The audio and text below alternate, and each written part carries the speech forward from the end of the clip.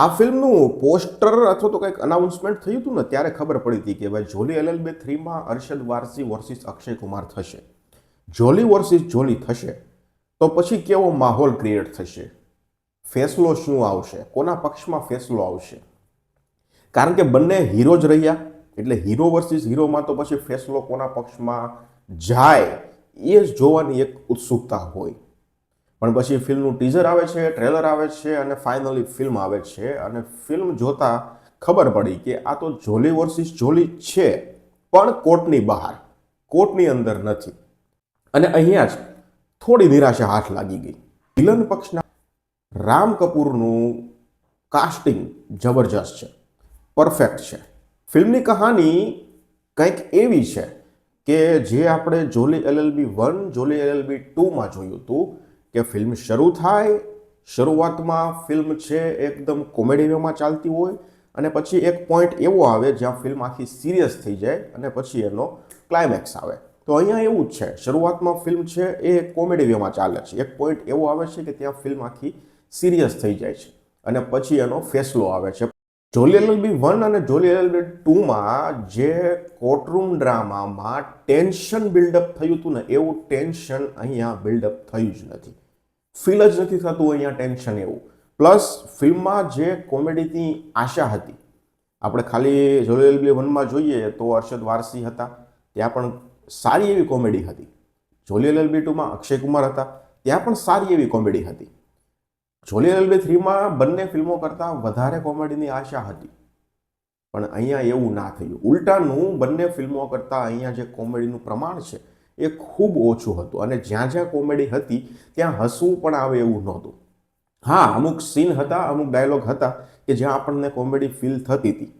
એમાં સ્પેશિયલી જ્યારે સૌરભ શુક્લાવાળા સીન હોય ત્યાં કોમેડી સારી એવી હતી અને ત્યાં થોડું ચહેરા પર સ્મિત આવતું હતું.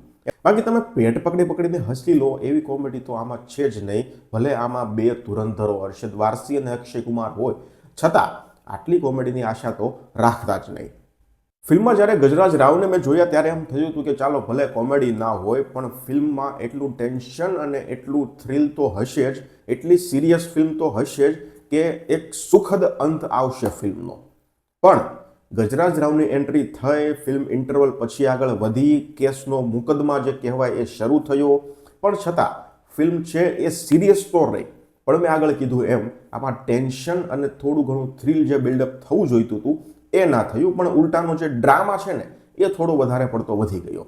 કોર્ટરૂમ ડ્રામા છે એનું પ્રમાણ પણ આમાં મને ઓછું લાગ્યું.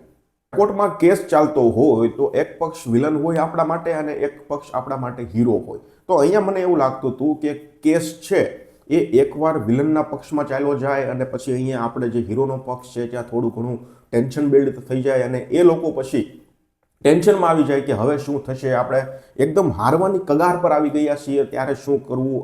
આ રીતનો માહોલ જરાક પણ ક્રિએટ ના થયો જે જોલી LLB 2 અને જોલી LLB 1 બંનેમાં થયો હતો. પણ આમાં આવો માહોલ જરાક પણ ક્રિએટ ના થયો. અને તમને જો સ્ટોરીની વાત કરું તો રાજસ્થાનનું એક ગામ છે, ત્યાંના ખેડૂતો છે, એ ખેડૂતોની જમીન છે, એ જમીનોને પચાવી પાડે છે એક બિઝનેસમેન, કારણ કે ત્યાં તેને વિકાસ કરવો છે. અને પછી એ જે ખેડૂતો છે એ કેસ કરે છે અને પછી આ કેસનો જે કાંઈ મુકદ્દમા ચાલે છે, જે કાંઈ પ્રોસેસ છે એ બધી જ આ ફિલ્મમાં બતાવવામાં આવી છે. સૌરભ શુક્લાનું જે લવ સ્ટોરીવાળું એંગલ છે એની જરૂર જ નહોતી. ભલે થોડું છે પણ એમ કોમેડી કરવા માટે નાખવામાં આવ્યું છે પણ ત્યાં કોમેડી ફીલ બહુ ઓછી થાય છે. એક્ટિંગની વાત કરું તો ગજરાજ રાવની એક્ટિંગ જબરજસ્ત છે.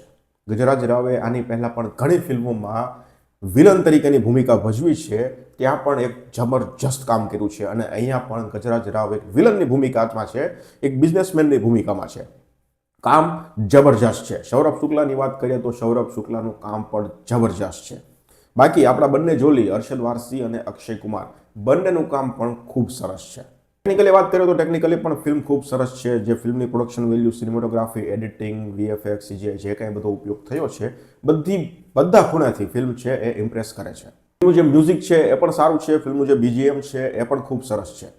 પણ ફિલ્મ જોઈ અને અંતે જોલી LLB જોઈ હોય એવું ફિલિંગ જરાક પણ નથી આવતું. કારણ કે આગળની જે બંને ફિલ્મો હતી ને એનો ફ્લેવર જ આખો અલગ હતો અને આ ફિલ્મમાં તમે જોશો ને તો બધું એવું જ લાગે છે કે ટ્રાય કરી છે. ટેન્શન બિલ્ડઅપ તો કે ટ્રાય કરી છે, કોમેડી તો કે ટ્રાય કરી છે.